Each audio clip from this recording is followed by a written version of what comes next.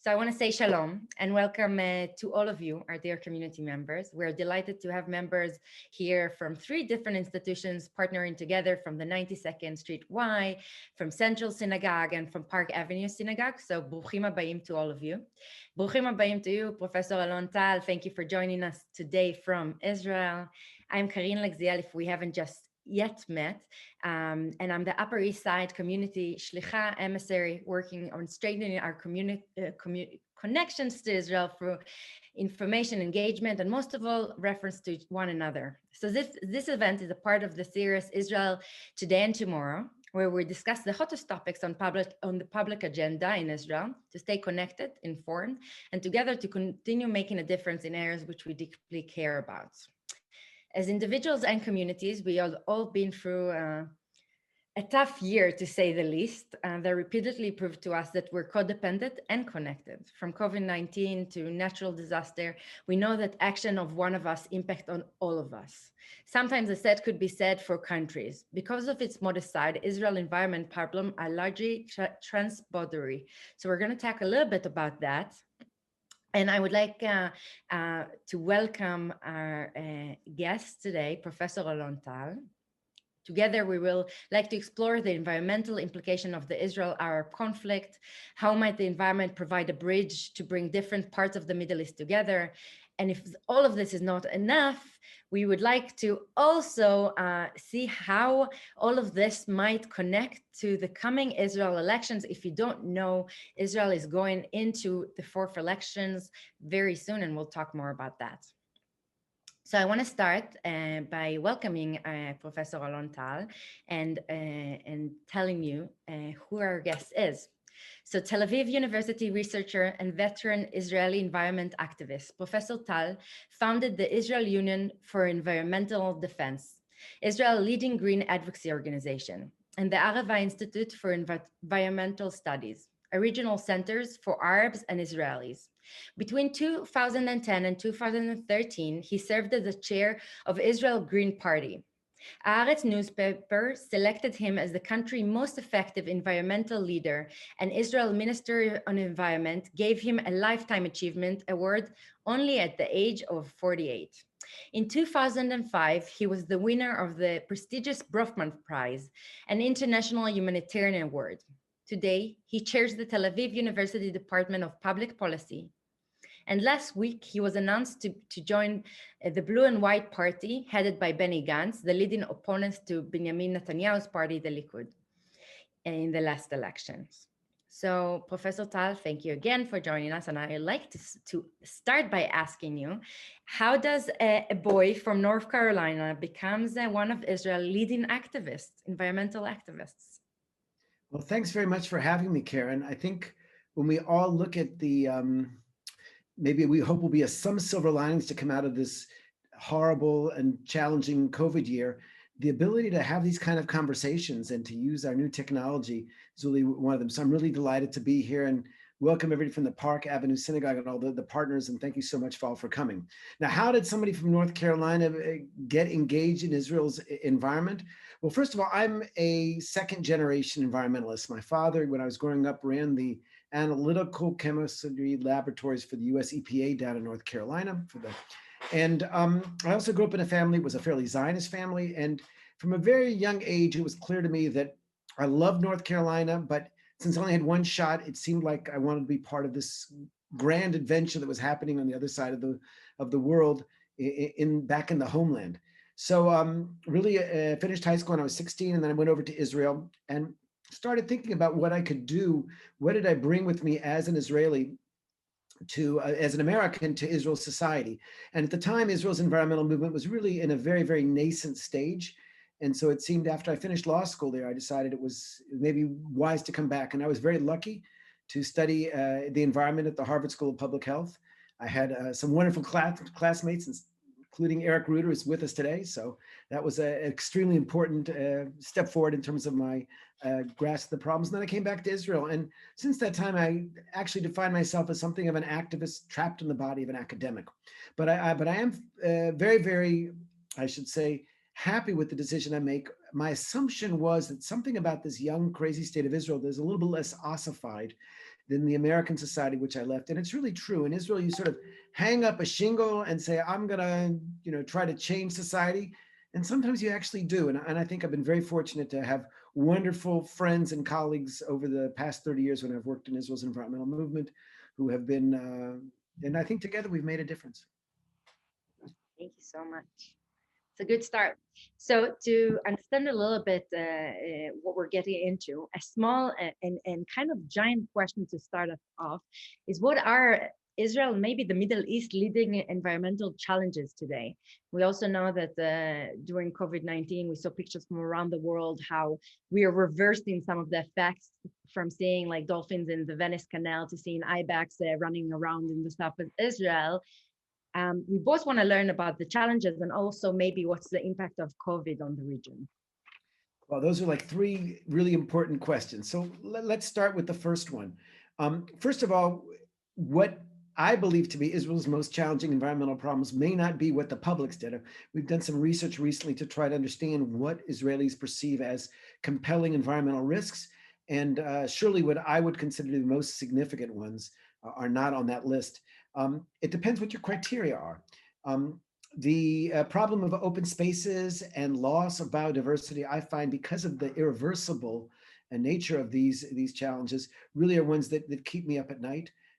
We just now finished the Martin Luther King Day, but my favorite quotation from Dr. King is what he said, that there are situations where tomorrow is not today, and there's such a thing as being too late. And as we see Israel, which has this phenomenal biodiversity, 150 mammal species, we have 48 indigenous species of trees. England, the entire island there, has only 36. We have more bat species than Europe. I could go on waxing ecstatic about Israel's biodiversity, but the sad news is that we've seen a lot of fragmentation of habitat. And so that's one of the things that concerns me. Air pollution has actually gotten a little bit better in past years. It used to be, I think, by far number one health problem, but Israel's made a shift away from coal, and I hope we'll continue that, away from natural gas. So that's not it. One of the things that I like to think about is what are the problems and what are really the symptoms, because so many of Israel's environmental problems are symptoms. And one of the things I've been talking about a lot, and I'm sure we'll get into today, is the fact that Israel's become a very crowded country, that in 1950 we had 1 million people, 2 million people in 1960, and 1970, 3 million. You do the math until 9 million people today. And so today, while the initial state of the country was to be a fairly sparsely place, we're now the most crowded country in the Western world, and this has profound environmental implications, and we have to think about that. So although I'm happy to talk about the problems, we should never forget that there are certain drivers that are underlying those. That was, I think, the first question. And then you wanted to know about what about the corona? Is that what you want to ask here? How's it affected the environment here? Again, I know that was a lot, but whatever we can get to today. Sure. Well, look, the truth of the matter is we all saw those amazing pictures of the dolphins in Venice and the animals retaking the streets of Germany and whatever. We have a little bit of that in Israel. I mean, the people of Haifa are not so thrilled about the wild boars roaming their streets. And where I live in Modi'in, there's many hyenas who live in our hills. You don't have to go to Africa to see hyenas at all. One of them, it's a different species, though, the one you saw in The Lion King, much nicer, though. These ones don't attack people. But one of them was so commonly cited that the kids in Modi'in during the Corona break made a special Facebook page for it. You can go in and find Ruti, the hyena. So I'd suggest you do. And this is really something that's amazing. But of course, one of the lessons of the Corona age is that we are facing what seems to be a disturbing litany of zoonotic diseases, that this interface between humans and animals does not always have a happy ending, at least for the humans, and even less so for the animals. So that's a source of concern. One of the things I've been thinking about, we have seen certain things. People have become more frugal, and there's some good environmental outcomes in terms of human behavior. I have a student doing research on that. But there was an article in The Atlantic, actually, which leaves me a little bit disconcerted, because it talked about one of the things that happened in the States is that the suburbs got made a big comeback. And here I'm talking to a crowd who have environmentally righteous people. I think people in Manhattan have the lowest carbon footprint and the ecological footprint of anybody in America. But people in the suburbs a little bit less so. In Israel, we fight a battle because you have so many people to spare open spaces, we need to make our cities to be attractive places. And here in Israel as well, those who lived in more suburban communities seem to have done better with a small backyard and suffered a little less from the suffocation of the lockdowns, which we just finished ours yesterday. So that was the third one. So yes, there are a lot of interesting things, and as an environmental and social science researcher, we're still learning what that all means. Thank you. I just want to remind our audiences that your participation is everything. And if you already have some questions that are coming up from our conversation right now, please, you can start putting your questions in the chat. We'll hold at least 15 or 20 minutes in the end to make sure that as many questions as we can will answer. And I want to ask you, Professor Tal, Alon, what can you tell us about the region? So you told us a little bit of what's happening in Israel. What can we know about like the regional picture? Well, it's well to remember that Israel, ecologically speaking, is no bigger than a postage stamp. And so when we think about solving certain fundamental problems, like in our case, say maybe polluted streams and rivers, there's no way Israel can do that without Palestinian infrastructure and treatment of its sewage. And in the same way, the Palestinians who care about the quality of the air can't do that without improving some of the mobile source emissions and the photochemical oxidants or ozone pollution coming from Israeli cars in the Tel Aviv region. So we're sort of locked together, want it or not. And those people who sort of feel you can put up a fence and say, we're here and they're there, are misguided. This was one of the, sort of the basic insights which informed our thinking when we established the Arava Institute for Environmental Studies down in Keturah, gosh, more than 20 years ago. The best thing about it is that there were really wonderful Arab partners. This was at the beginning of the so-called peace process that late Prime Minister Rabin initiated. And I'd been sent down to Tunisia to head an Israeli delegation for the first time that was invited to participate in a meeting of NGOs, environmental organizations from the Middle East. I don't know if we were invited. The conference was sponsored by the US aid. And when the organizers heard they wanted to send Israelis, they said, no way. And then the head man in charge was a guy named Avram Ben David. He was a member of our tribe. And he said, okay, if you don't invite the Israelis, we're not funding the conference. So we got the invite. And it was really an eye-opening experience for me, because when you met the partners who are trying very much in the Arab countries to do the same things we're doing, make a sustainable future for their children. And then we really did find a lot in common. However, it would be, I would say, naive or at least simplistic to assume we have the same environmental problems. Israel has become a post-industrial Western nation.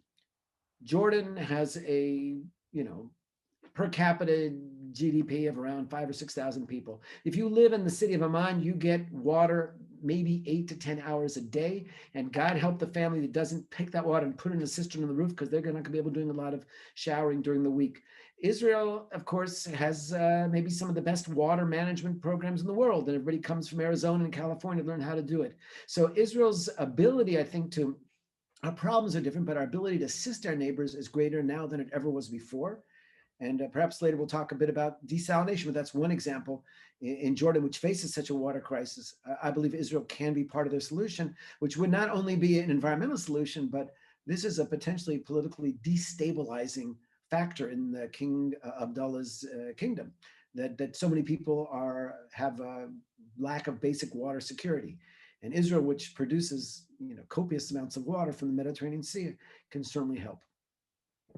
It's a good point to really ask more maybe about what is the relationship. So you mentioned a little bit about the relationship with our neighbors, but if you could tell us a little bit more, and even if we can get into details, like I think it could be fascinating to just understand what are the different borders and what are the different relationship in an environmental kind of a way with our neighbors. Well, of course, the most salient interactions are between, of course, the Palestinians, because we live, if you take a look at the map, we're all over each other. And then Jordan, of course, right over the Jordan River on the other side to the east. The Palestinians, I have many, many close Palestinian friends. In the past 4 years, it was not good times in terms of cooperation. I've done a lot of collaborative research with Palestinian colleagues. It was very, very unfortunate, I think, that the Trump administration froze all support for any Palestinian researcher, even those who had, put themselves on out there and were willing to cooperate with Israelis. And I understand that position is being reversed. So I expect a better time of it. But the truth of the matter is that from our perspective, the Palestinian environmental performance of the government, I think, is lacking. I think there's not a sufficient commitment there, but their environmental NGOs are doing what they can. It's well also to remember that for us, to cooperate with Palestinians is quite easy. Many Palestinians and Jordanians as well, who openly work with Israelis, take on some personal risks. I have a friend of mine who heads an environmental organization in Jordan. We've done many projects together. And at some point, his car was shot at with a machine gun a while ago because he was considered to be a collaborator. So they take tremendous risks. And I salute all of our many, many partners who realize that nature knows no borders. And so we have to work together. The last few years have not been good with Jordan in terms of Israel's relations with them, but we can hope for better days. That's it. You keep setting up the next question perfectly. So the next one is so how might the environment really provide a bridge? You said a little bit about your personal relationship maybe with other researchers from the area, but if we're looking at a bigger regional picture, how could it be a bridge for some of the Middle East to come together? It's a great question, and I'll give you just one example, but it's one of many. I have a problem that I'm sort of a serial environmental entrepreneur, and everybody says, let's start a new environmental group. I said, I'm all in. So this one organization called EcoPeace Middle East is a wonderful NGO which has offices in Amman, in Ramallah, and in Tel Aviv. Gidon Bromberg was an attorney who worked for me at the time at the Israel Union for Environmental Defense, Adam Tavadin, and he had this idea, and I said, well, don't spend more than half of your time on it. Of course, he spent 70 hours a week creating, which is really the longest lasting environmental regional organization.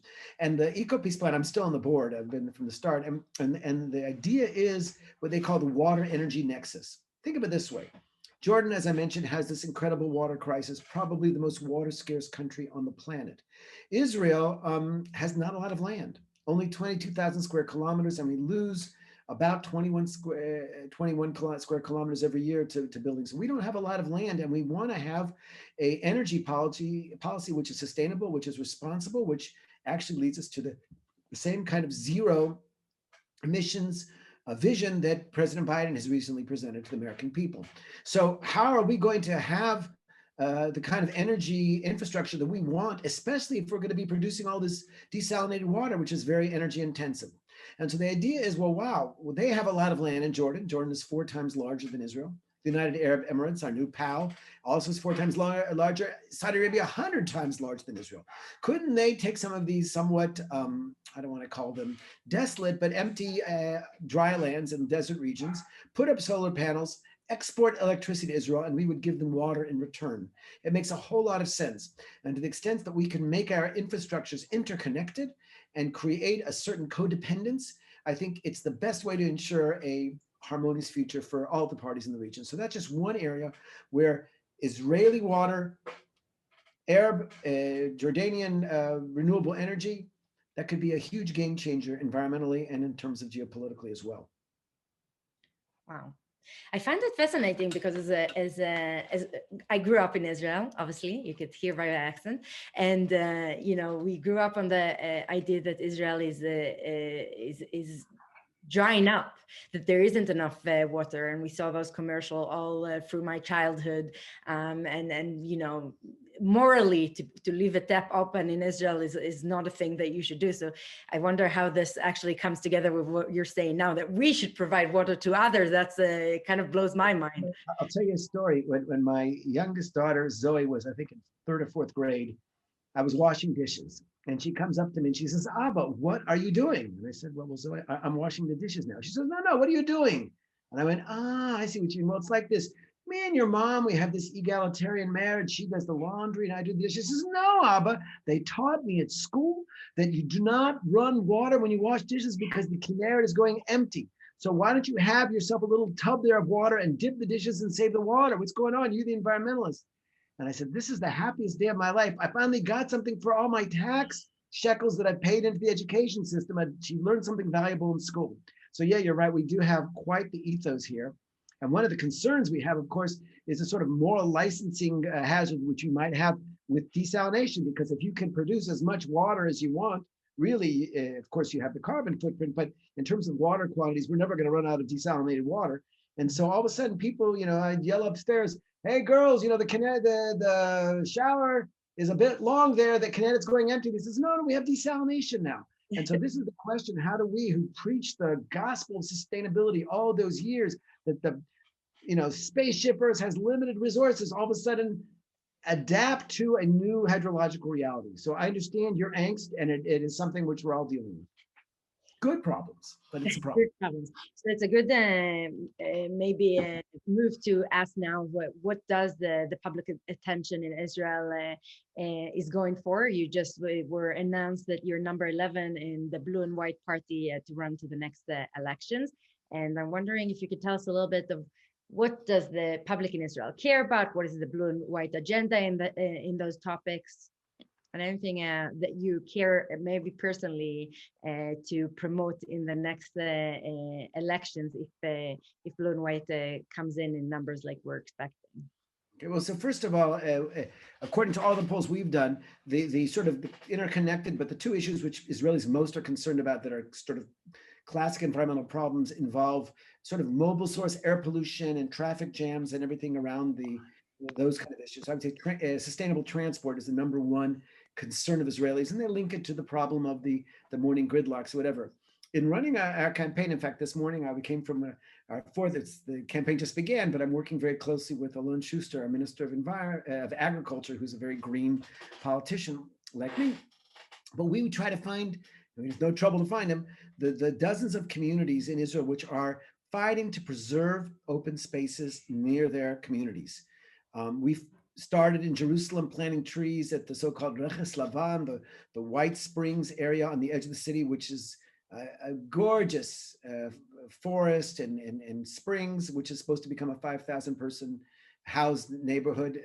We were then later at the Herzliya, the last open spaces near the beach, and they also want to put there. Today we were in Modi'in looking at the southern hillsides. It's the same story everywhere. And I think one of the things you talk about, the effect of the COVID crisis, because Israel's had all these tough lockdowns where people were not allowed really to drive around and visit, all of a sudden the open spaces they could sort of sneak off and have a picnic or take their kids or release themselves became hugely important. And it is our conviction that if we can explain to them that the Blue and White Party has really been the most vociferous in protecting open spaces. My friend Minister Schuster, as Minister of Agriculture, has authorities to prohibit the chopping down of trees, and his users authorities. And we feel like that's the way to engage the public, because there is a renewed appreciation of what nature means after you have needed those green lungs or as an escape hatch from the pressure cooker of consistent and very long lockdowns. Hey, Eric. That's super interesting, especially because we just had celebrated the holiday of Tu BiShvat.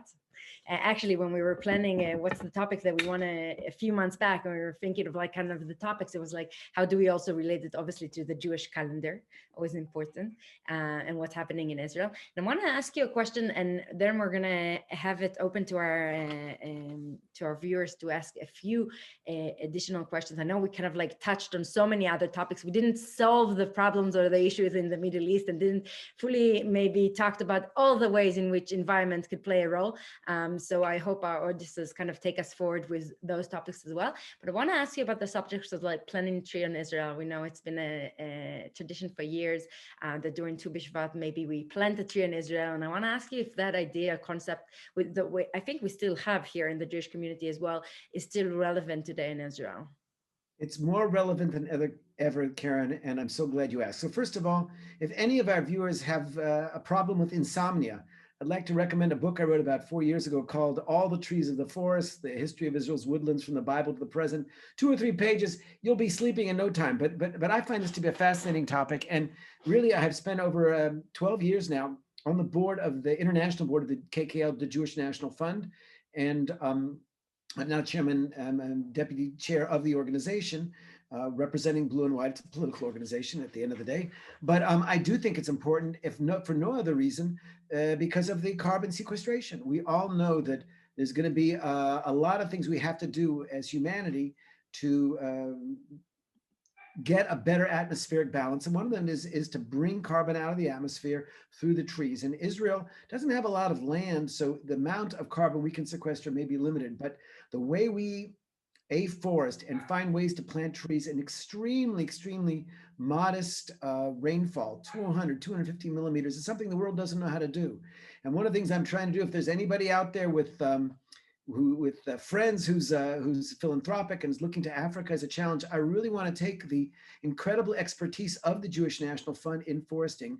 We've got all these foresters who just retired. They're like in their early 60s. They are at the peak of their prowess. They know how to plant trees anywhere.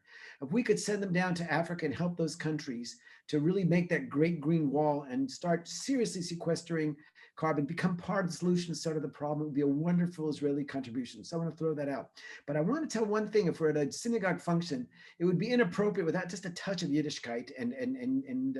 So I want to, since we did pass Tu BiShvat, I want to share with you my favorite midrash or story from the Tu BiShvat tradition that I know. And I want to thank my friend Rabbi Michael Cohen from Vermont, who kind of turned me on to this. So if you look at the Mishnah, okay, the first half of the Talmud, there is this debate between the house or the Academy of Hillel and the Academy of Shammai, where the Academy of Shammai says, yes, the new year for the trees is the first day of Shvat, the month of Shvat. And the Academy of Hillel says, no, it's not. It's the 15th day.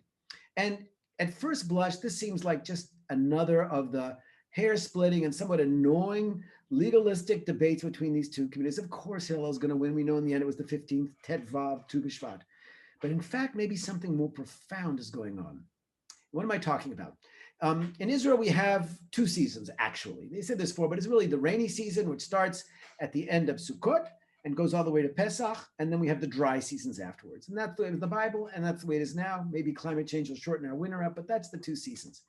And Tu BiShvat ultimately was supposed to be in the middle of the rainy season, because that meant the ground was moist enough and had enough water saturated that you could plant a tree and still have several pulses of rain. Now, I mentioned that we know that they have this rainy system, and if you look at it, it's not uniform across the country. In fact, when we have streets overflowing in Ashdod and Nahariya and Tel Aviv, which we have every fall now, because of course we have extreme weather events with climate change, that starts up in the fall season, November, December, and then later on the heavy rains come only to the east in Jerusalem. So there is this sort of continuum.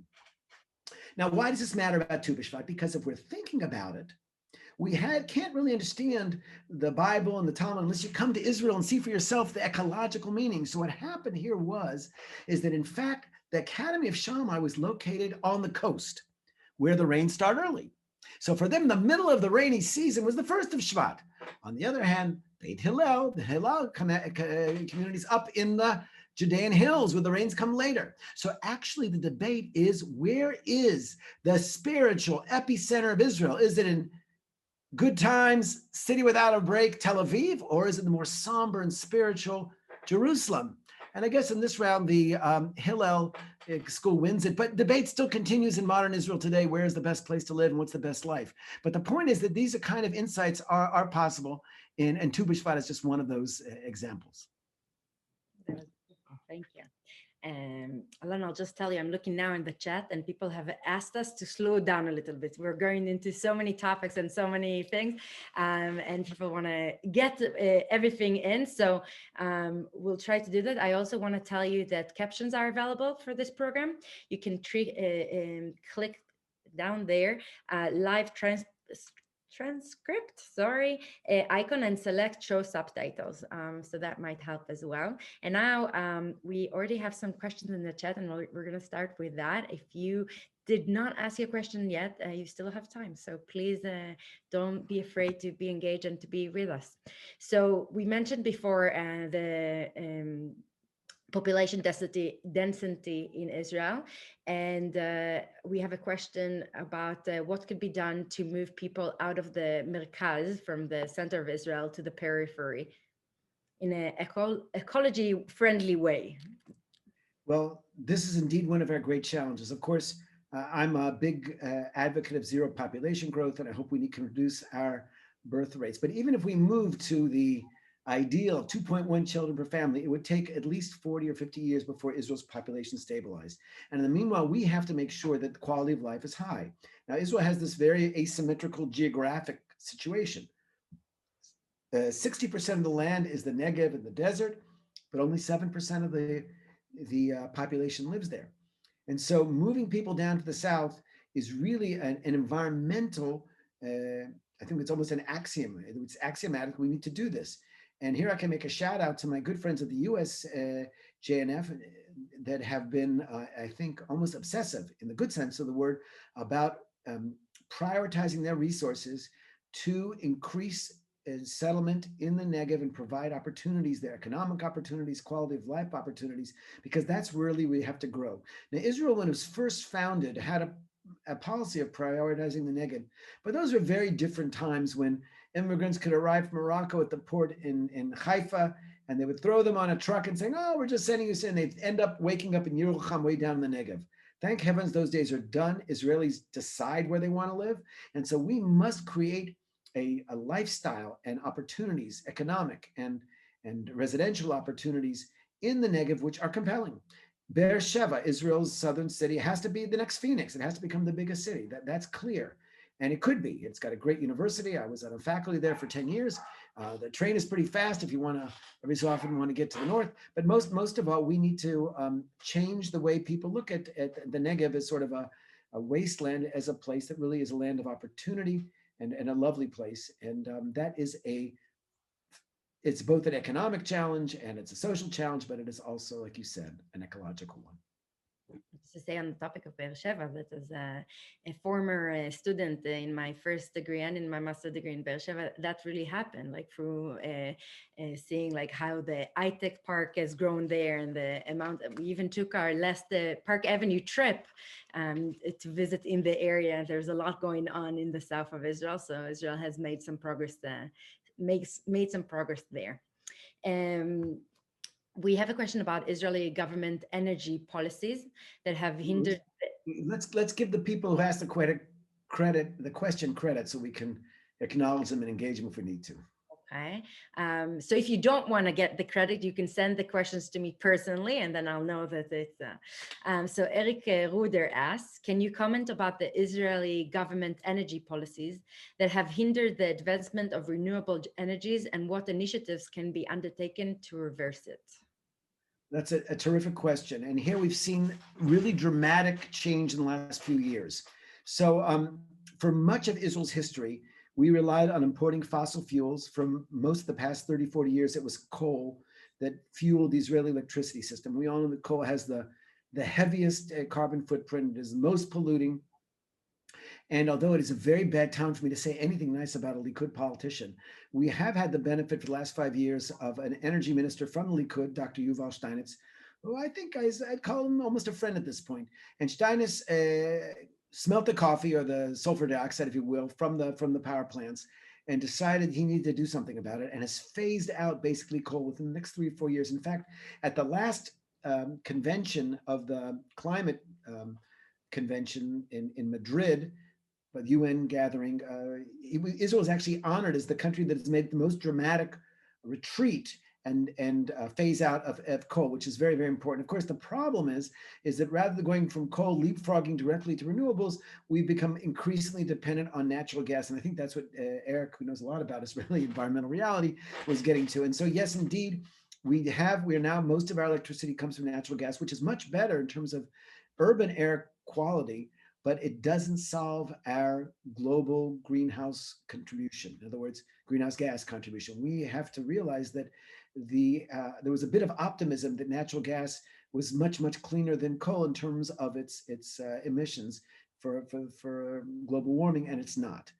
Both the exploration of the gas and there's releases or whatever. So now one of the biggest debates, and we're going there next week, I talked to the big complaints, is there's a whole new generation of natural gas plants which are being proposed, and communities are up in arms, and they are talking climate change. They're saying, why do we need to have sunken costs? You're going to build these gas plants when the price of solar energy today is so much cheaper.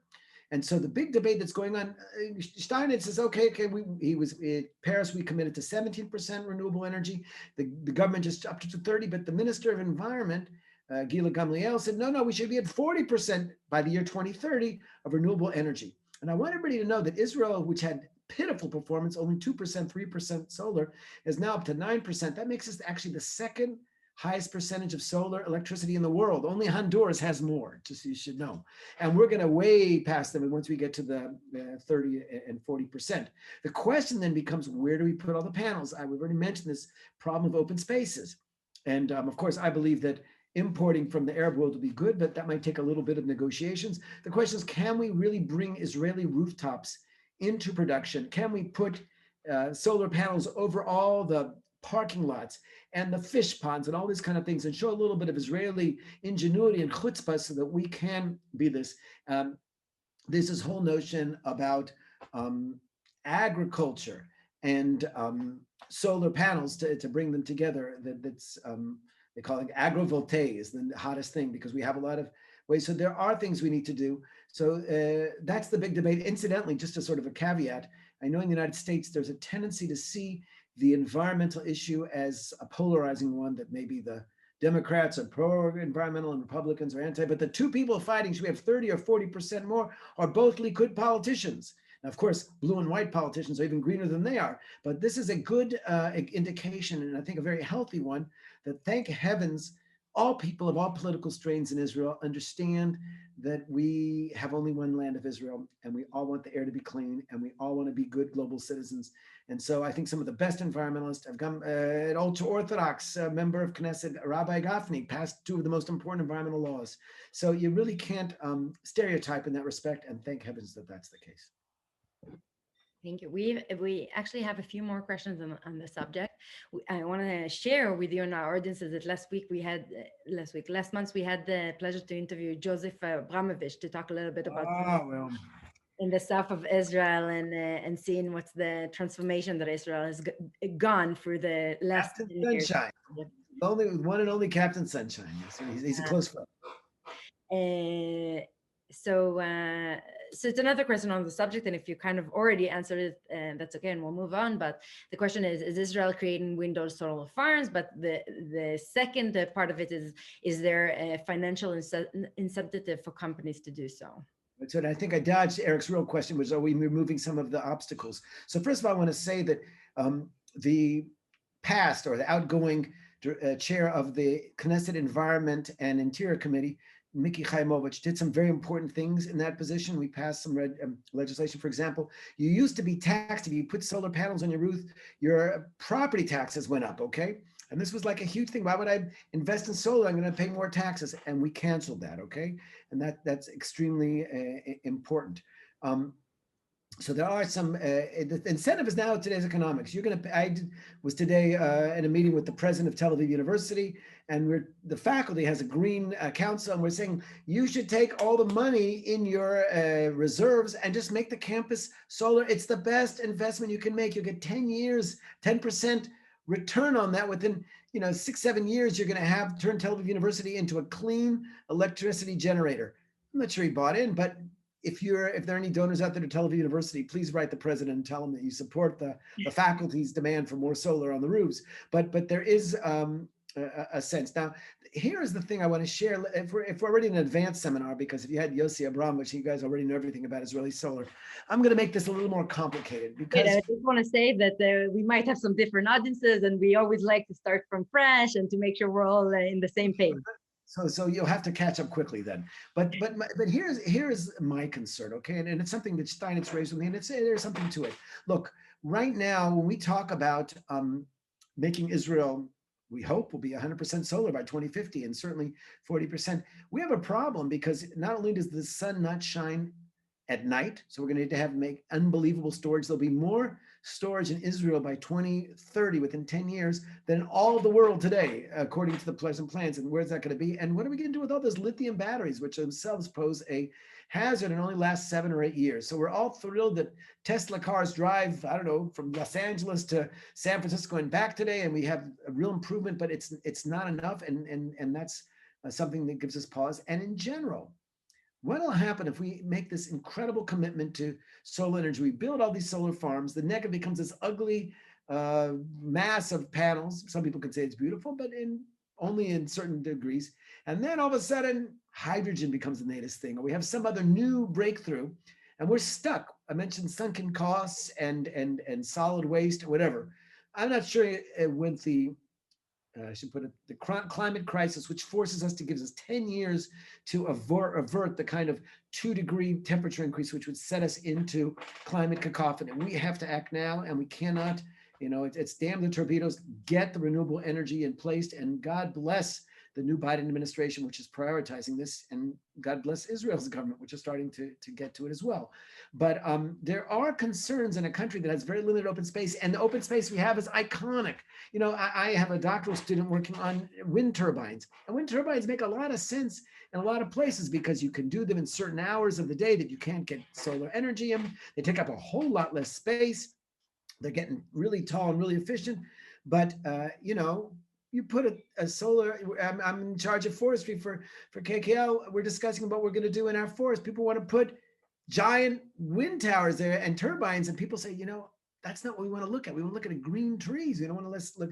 So there are trade-offs, but at the end of the day, we cannot leave our children a planet which is perilously headed towards a total mess in terms of the climate problems we have. The fires, which are more frequent, as we lost 15,000 dunams of forest last year. All kinds of things that we see happening, and we simply do not have the ability. We must. That's already a constraint. Let's try to do it in the smartest way we can. Thank you. So we have a question from Elinor, and she's asking us to discuss a little bit more about the relationship between environmental issues and the Palestinians and the Palestinian territories, if we can get a little bit deeper into the subject. Sure. Well, as I said, there is a certain symmetry there because Israel's air pollution does tend to come off the Mediterranean coast. So you have winds coming from the west and bringing them to the Palestinian Authority. So the people in Ramallah will never really have clean air until the people in Tel Aviv get their act together. But there's no question that the Palestinians' water contamination is a real problem. We had a very traumatic event, and now it seems like ancient history, in the 1990s when during the opening ceremonies of the Maccabiyah, the sort of ersatz Jewish Olympics, the bridge fell over the Yarkon River, Tel Aviv stream, and athletes fell in the water. They came from Australia because the first name in the Hebrew language of a country is Australia, Aleph Vav, if you want to know. And so they were the first ones in. They fell when the bridge, it was because it was badly built, but 4 people died from the pollution.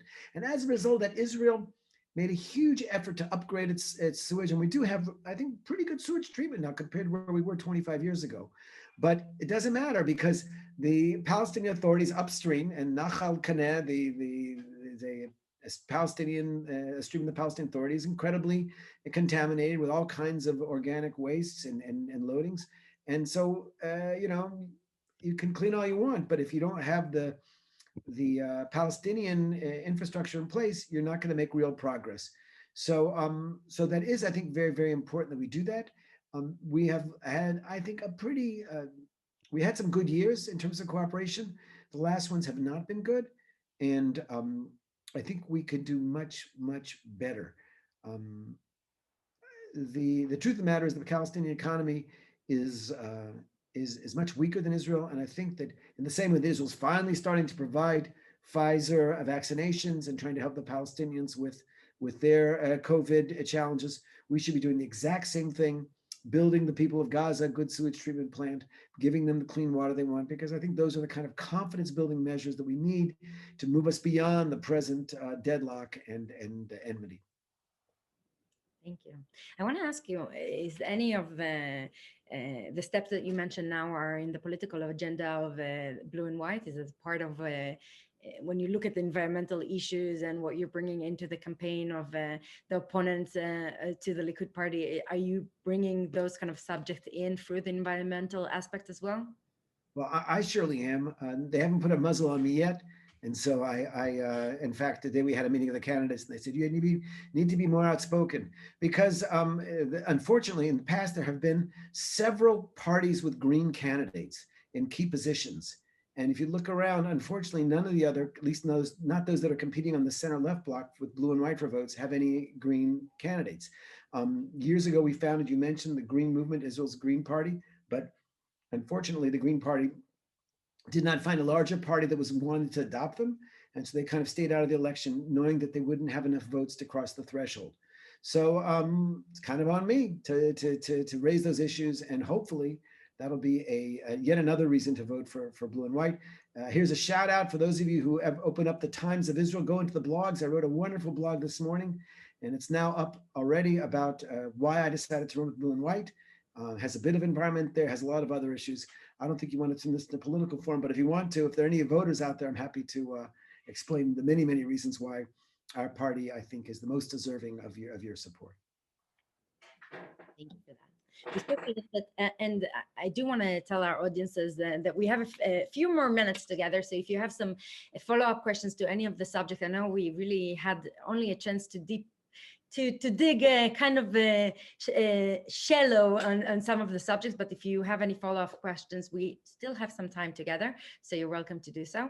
We spoke in the discussion kind of pre this meeting about your own background in the your own Jewish background, and I want to open it because I think we have such a fascinating audience here today, from represented from the Reform Synagogue, the Conservative Synagogue, and from the 92nd Y, from the Cultural Center, unaffiliated. And I want to ask you about your own relationship to Judaism and how that might relate to the environment stuff that you're engaged with, as kind of to summarize our time together.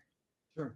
Well, Karen, I've always felt that Judaism and environmentalism are fundamentally synonymous, for me at least, and that so much of my identity as a environmental activist and someone who's passionate on the subject comes from my Jewish identity. I want to first of all compliment you in creating a forum which brings together people from different streams of Judaism. If I can talk a bit about an Israeli side, something very happy happened to those of us who are non-Orthodox Jews last week when the Labor Party held their primaries, and Gilad Kariv, who is the director, Rabbi Gilad Kariv, the director of the Reform movement in Israel, got the number 4 spot on the labor list. He's been running for years, never did well. I'll give you a hint of how he did it. I'm going to hear that because everybody was a shocker. How did Gilad Kariv come out of nowhere and seize this position? But the way they did in the Labor Party was that Merav Michaeli is the chair, and they decided they're going to have what we call Zipperty in Israel. One male candidate, one female candidate, one male, one female. Now, they don't want people to target just their one good candidates win the primary. So everybody had to vote for 5 candidates. But all the Reform Jews of Israel went to the Labor Party and they said, okay, we have to vote for 5 candidates, 5 candidates, 4 women, 1 man. And so they all gave Kariv support. Whatever the reason is, he's so deserving. He's extremely well-spoken, wonderful, thoughtful, dynamic leader.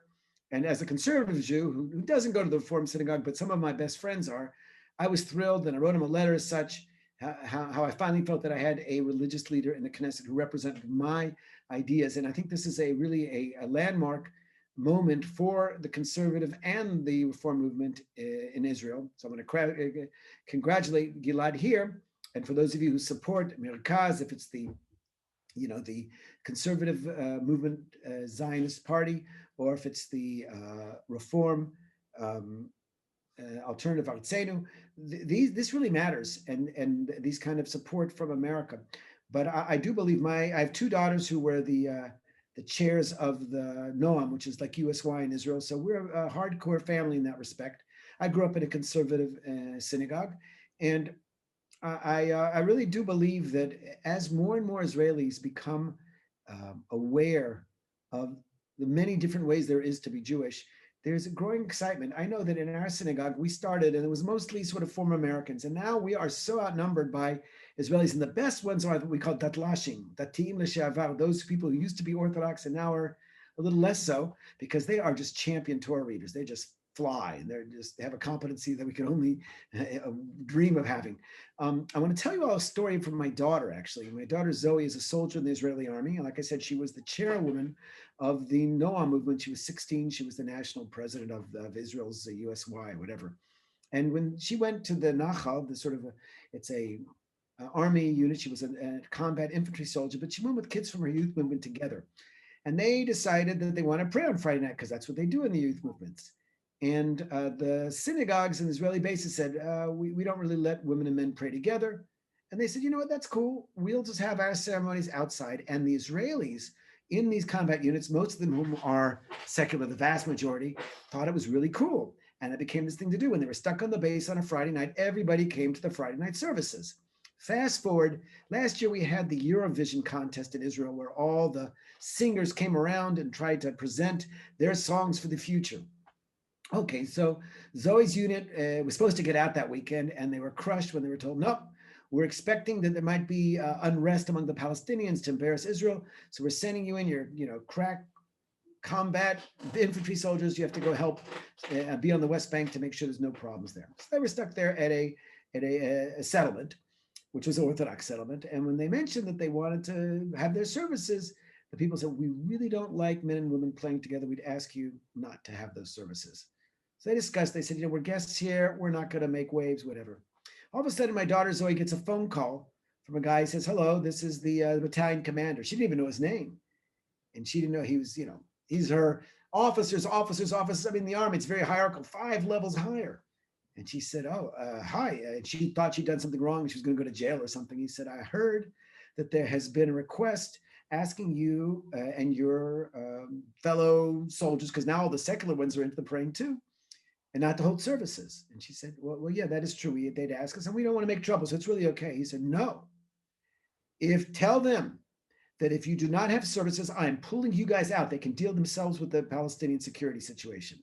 And of course, they had the services, and it worked very well. And my point is here is that having a robust conservative and reform, and they wanted the Reconstruction also arrived as too, but really having this diverse menu of religious options, I think, is so important to Israel, so to offer a compelling alternative to the sort of the hegemony that's been up until now. If you're Orthodox, that's great.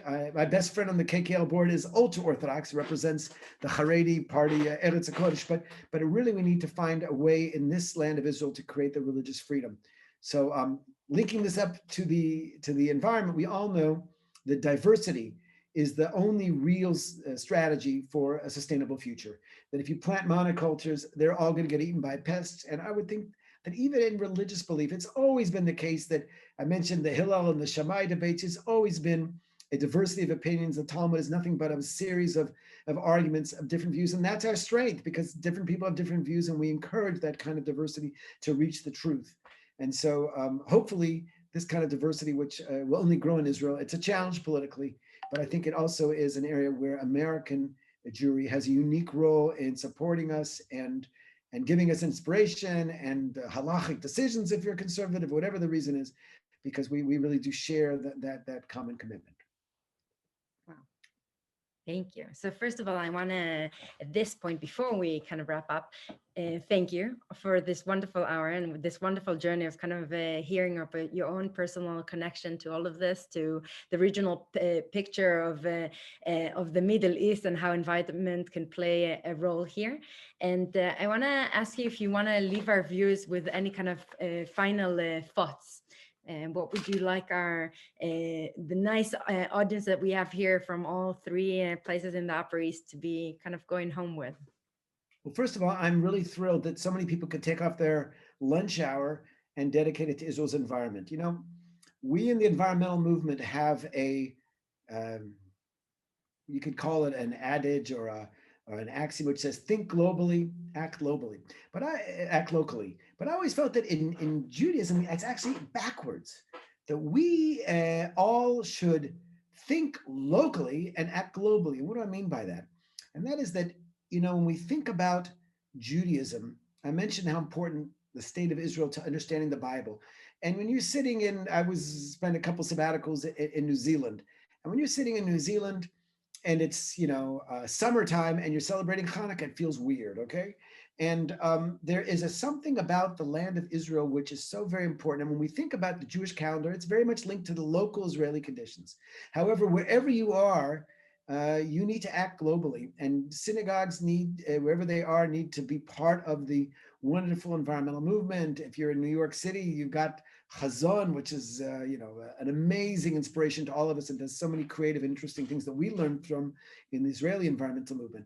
So I would encourage all of us to remember that Israel matters, and that let the land of Israel be a Rashi, but don't let thinking locally about that limit your ability to work globally, because at the end of the day, We all are fellow travelers on this spaceship Earth, and we need to do more and do better by God's creation. That's what He's expecting us to do.